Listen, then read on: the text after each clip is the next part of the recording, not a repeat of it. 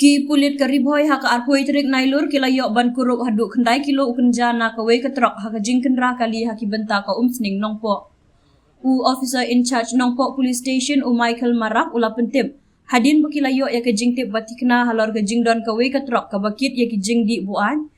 Ki pulit ke Ri Bhoi kilapen upshrip ya kini ketrok ha umsning bat hanongpo bat kilayok bat ya kini ketrok hanongpo.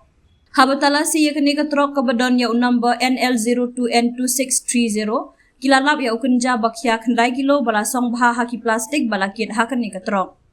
Ki pulit kila kurup no ya uni ukenja bat kiam ya unongnya obatip kum u geram boro arsaus nemertana tespur.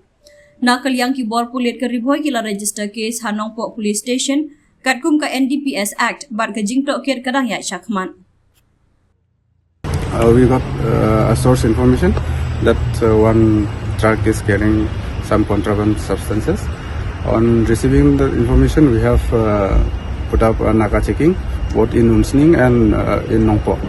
So during the Naka checking, we have intercepted one truck bearing registration number NL02N2630, and one person was detained by the name Geramsha Boro. He is the driver of the truck.